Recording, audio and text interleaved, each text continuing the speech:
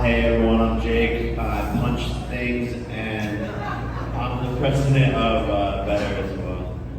One of the things The game, you're betting on the moment of what's going to happen next in the sporting event. At the same time, we think that the state of sports media in this country is quite stale. The existing sports betting operators don't have a lot of brand affinity.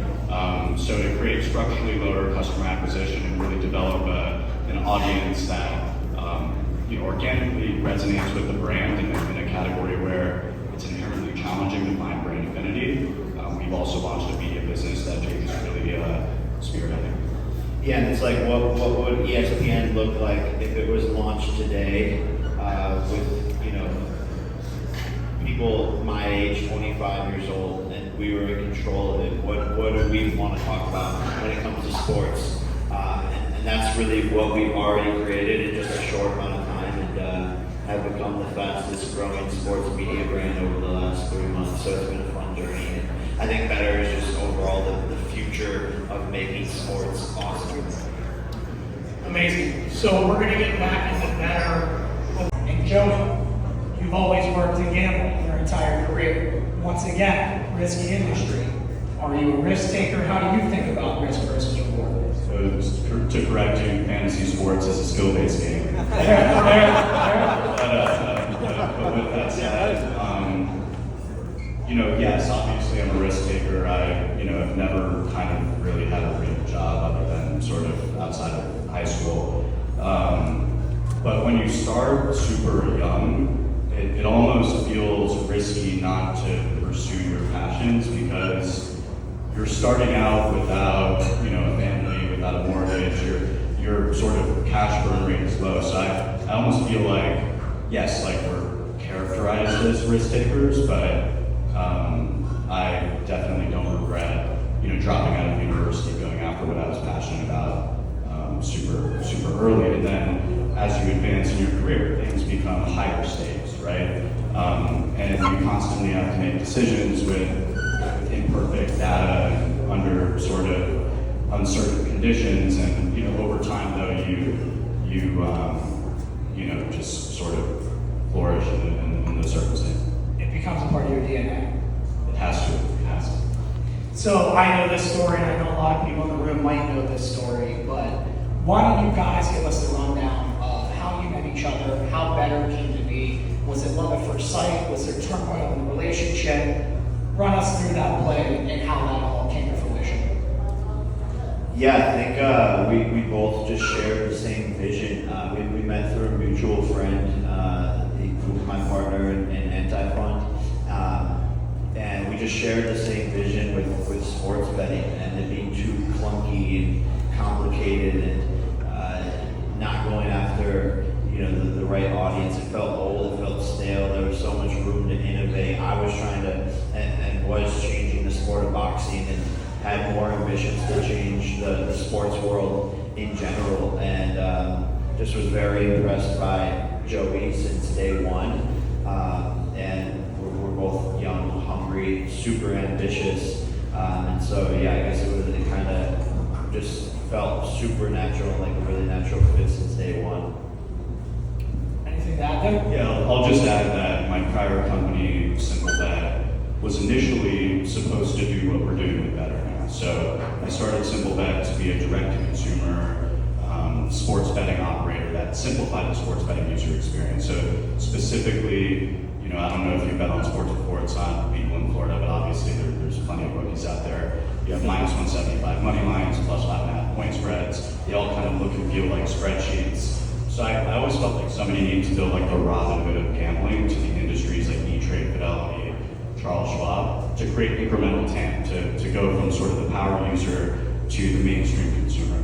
And at SimpleBet, we had to end up pivoting to being a B2B technology company because we realized after the federal law that banned sports betting in the United States was repealed, the discrete occurrences within U.S. sporting events, things like pitches and at-bats of baseball games, plays and drives of football games, nobody had built the technical infrastructure to enable moment-to-moment betting on U.S. sports. And unlike soccer, which is a fluid game, without a lot of discrete occurrences, without a lot of scoring, the cadence of U.S. sports lends itself such that moments are how you consume U.S. sports. So we had to build a lot of bespoke machine learning and automation infrastructure to enable micro betting to exist in the U.S. And Simple Bet is now the category leader in that space. But still, nobody has solved the user experience problem. So I was thinking through how do we go about solving the user experience problem. Ultimately, we decided we had to create a direct-to-consumer entity to go around it, just because you need to control all aspects of the user experience. And the biggest challenge that sports betting operators have today is customer acquisition costs are too high. And what Jake has been able to accomplish for the sport of boxing as a media mogul at the same time, I couldn't think of a better person to partner with to disrupt not just gambling, but sports media as well. And it's been an amazing journey with you too. Honestly, it's been nothing but awesome, so I appreciate that. I want to talk again about decision making. Jake, gonna go back to you on this one. You've had pivotal moments in your career. You already mentioned leaving Ohio, moving to California. I want to talk about you're on the Disney Channel, and that was really your first into Hollywood. But then you rescinded, really went to YouTube and Vine, and it really became the first creator. What was that decision-making process like to leave the traditional realm of Hollywood and really pursue your own journey? Well, they always kind of went hand in hand for me, but there was a point where I wanted to be in control of my own platform and my own destiny, and that wasn't happening by working for one of the largest media organizations in the world. My time was, all invested into acting 5 to 6 days a week for 12 hours a day. I was like, I want to create my own content.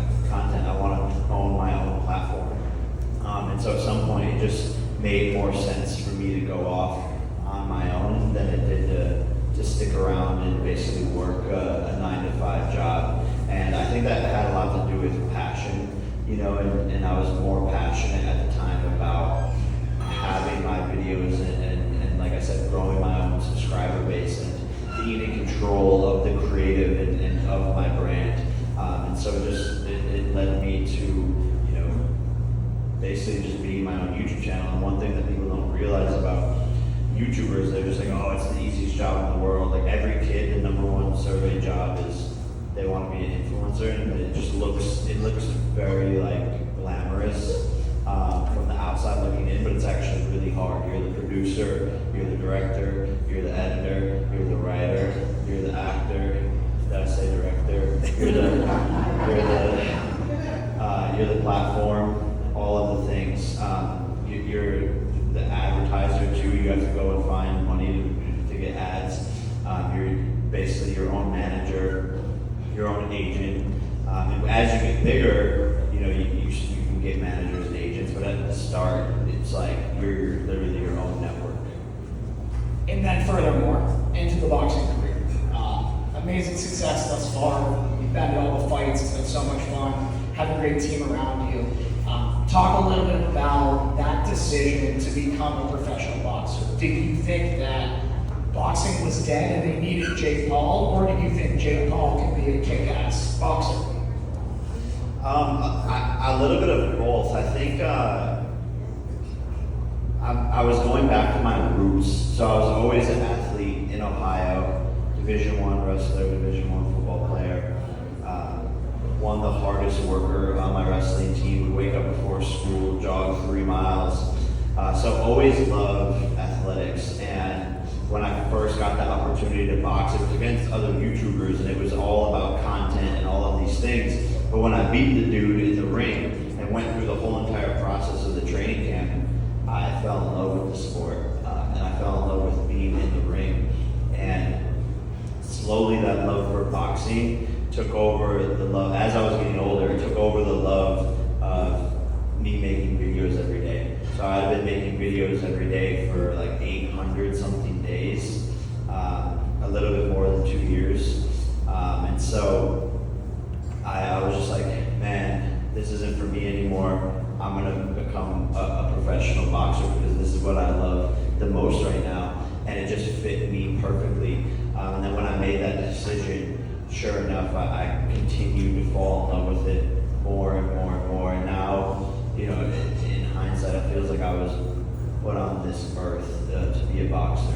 We're born to do it. Born for it. That's what it's all about. Joey, let's go into some individual scenarios.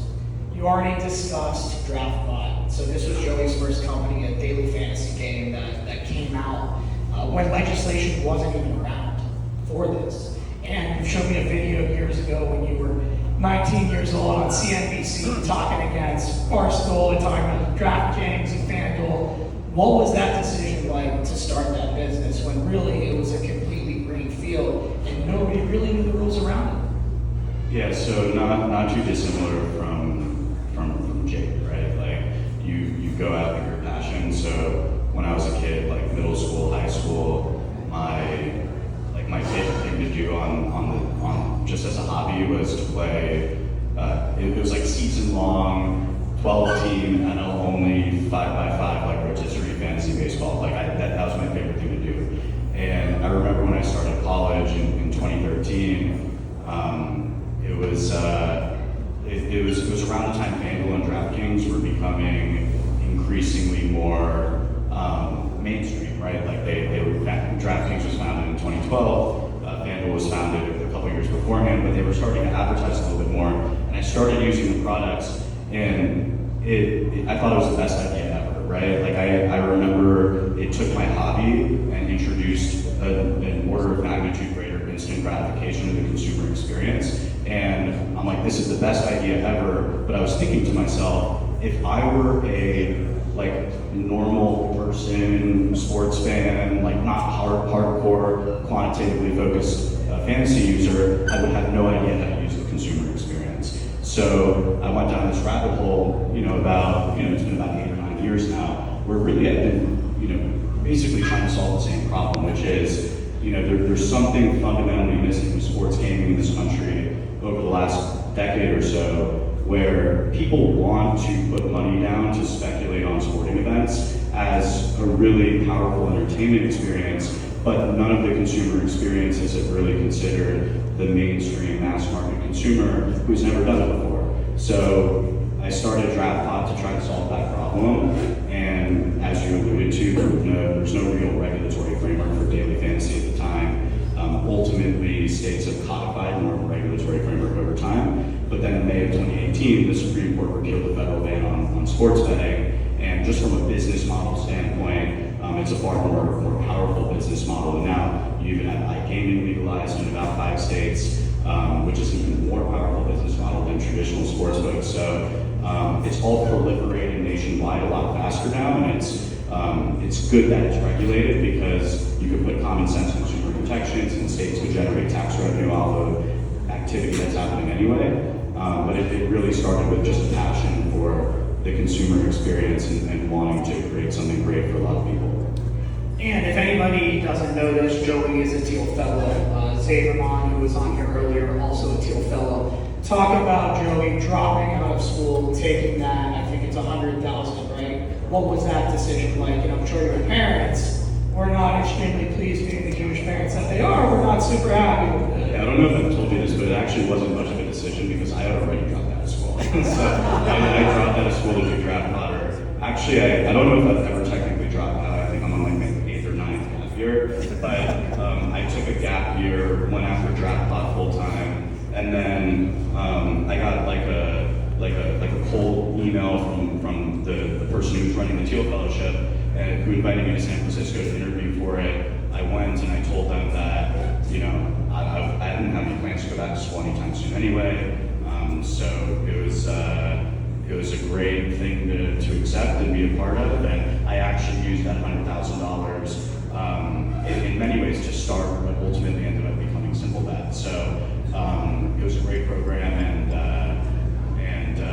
yeah, I mean, I think college is not for everybody, right? Like, I enjoyed my time in school actually, but it wasn't particularly necessary for what I ultimately wanted to do. So piggybacking off of that, you mentioned Simple Bet. This was not an easy decision for you. I know this is something that you and I spoke about in depth for a while before you did it, but talk about leaving Simple Bet to start Betr with Jake. I feel like what I'm doing with Betr is by far the highest leverage thing I could be doing with my time to benefit Simple Bet and its shareholders. Like, I think I want to be careful how to frame this, but like, if Betr is successful, Simple Bet will be successful. Whereas if Betr is not successful, I still think Simple Bet may be successful, but somebody has to figure out the right consumer experience, not just around micro betting, but you need to bring, like, micro betting is a product built inherently for the mainstream consumer that isn't gambling necessarily to win money, but to enhance their consumption of sport. And the current product set is effectively just a spreadsheet for power users who have been betting with offshore bookies for the last several decades. So I feel like what I'm doing is the highest leverage thing I can be doing with my time to ensure the success of Simple Bet, and obviously selfishly the economics of being the founder and CEO of the business are such that you get quite a bit of upside that way as well. Absolutely. Let's talk about Betr to finish off the afternoon here. Jake, media. Betr is disrupting legacy media. How are we doing that? Yeah, guys, just like authenticity, on the ground, live moments, always on social, very topical. Everything moves so fast nowadays, and you have to be up to date with it. That's something that linear television can't do, and so we're meeting the users where they're at. And if something happens in sports, we're reacting to it right away, commenting on it right away, making funny skits, jokes about it right away, and then coming up with our own original content. Beyond that, we have two programs right now, 100 X Club and then my show, Yes, with Jake Paul, and these are weekly shows that talk about sports and sports betting, and those have just been crushing it. We sat around the table, looked at everything that was going on in the sports podcast world. We identified where there was gaps, holes, demographics that weren't being served, and we targeted those, went right after them, and in just a short amount of time, our conviction was proved right, because there's just been a ton of traction, and the numbers speak for themselves. And I guess just this landscape changes so fast. Like what was cool in social media, 8 months ago or 6 months ago, it is not what works or is cool today. And so it's always having your finger on the pulse of that. And I think that's what I've done best my whole entire career. And so now that's able to breathe through into the company. And we're being able to stay ahead of our competitors already. That's been proven. And I think the fans and the audience see that, they feel that, and they're resonating with that. Can you guys talk a little bit about the flywheel effect in terms of product and media? Two different parts of the business. You have the product side, the gambling product. You have the media company that Jake's running. Can you guys talk about how is that going to feed each other moving forward in Ohio come January 1st when we go live with the real money betting product? Yeah, I think Joey could touch on this as well, but we were just talking about it in the board meeting yesterday, how we're the only company where the content and the real money or free to play, the actual app, the betting business is under one roof. And so we're just all in sync, all on the same page, and that allows us to move fast, spin up games. We're all in sync, and that speed and execution, as we all know, is what is key to the startup world and to taking out these big legacy sports books who are yachts. They can't move as fast as we can. And us being under one roof has just been already shown and proven to be awesome. Yeah, just to add to that, I think that sports betting and sports media will increasingly converge and sort of become one and the same. Just to give a specific example, like Jake alluded to, like the Betr ticket, just a game that we spun up with our engineering team in a matter of a week or so.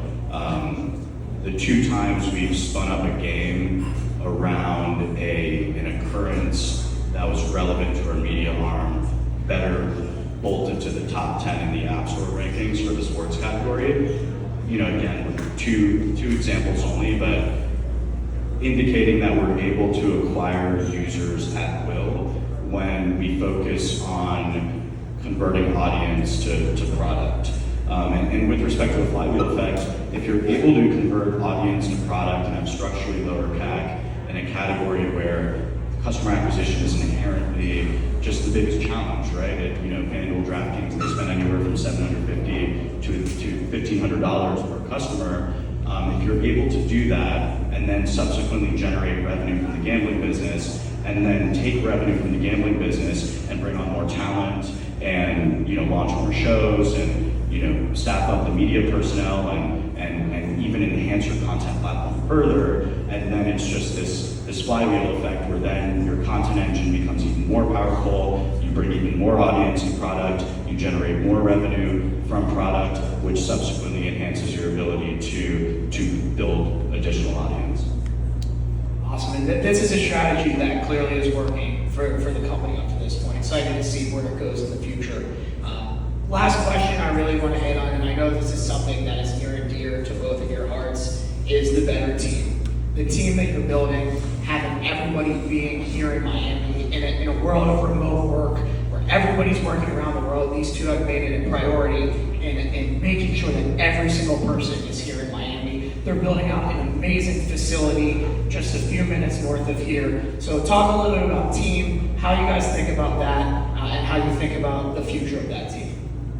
Yeah, I mean, it's all about the people, right? And I think I've hired a lot of people over my career, and I've told you and the other board directors at the company, like, I'd rather miss plan and miss timeline if it means we couldn't find the right people fast enough, right? Like, we will never compromise with respect to the quality of the talent we bring into the company, and that's reflected in what we've been able to accomplish. I mean, our head of product started full-time in April. Our head of media started full-time around that time as well. We launched, in August, what is now the fastest sports betting media brand in the country, highest engagement rate of any sports betting media brand in the country. About 2.5 months ago, we launched our app. We have over 100,000 users, and it's one of the fastest growing consumer products in the sports category. And this is done with a team of less than 20 full-time employees. And that's a testament to the quality of the talent we've been able to attract. I would always rather have like 20 killers than 75 to 100 people that aren't fully committed, or distributed remotely, and you don't know exactly what's going on. And working all under one roof is incredibly important in my opinion. Controversial thing to say nowadays, but like, I'm highly skeptical you could go from 0 to 1 and create greatness remotely. I just don't. I don't think you're giving yourself a maximum probability of success by doing it that way. And you know how to feel about Miami. I think Miami's the best city in the country, and I think I'm trying to think, like 15 out of the 20 or so of our full-time employees moved to Miami from elsewhere. And, they all seemingly like it, and, maybe they're lying to me, I don't know, but I think, they all seem to be enthusiastic about the city, but it's also a barometer of commitment, right? If you're willing to pick up your life and move to a different city to build this thing with Jake and I know you're in it. So there's a lot of reasons why I like the way we're structuring it. Jake, you said something at straight board meeting that was awesome. You want the space, the Betr space, to really be a place where athletes around the world, when they come to Miami, they can come there, they can train there, they can stay there, they can feel like it's their home away from home. Talk a little bit about that. Yeah, I think the work environment is huge, and just doing things that are different and providing value to influencers, celebrity athletes, and really asking nothing in return. Like, we really want the Betr warehouse to become just like a hangout space, and that breeds creativity, that breeds authentic content, authentic moments, and that's the best content that everyone wants and desires now. They want to see people laughing with their friends. They want to see behind closed doors. So really the warehouse, you know, we're gonna have a boxing gym, basketball gym, like a hangout bar, a giant sports, you know, viewing area. There's gonna be a bunch of cool stuff in there, and just gonna always have people pulling up to create that environment, and to create that culture, right? People want to feel like they're a part of something in our community, and our fans, and our audience. I think already after just even seeing like a couple of the warehouse is empty right now, but even on social, like some of my fans, some of the Betr fans are like, this is so cool. I see the vision. I can't wait for all the content that's going to come out of this. So yeah, I'm just really excited to build that and have fun while doing it. You know, if we are having fun, then that will come through the camera, and then the audience will have fun. Jake, Joey, thank you very much. Guys, give it up for the Betr team. As we always say,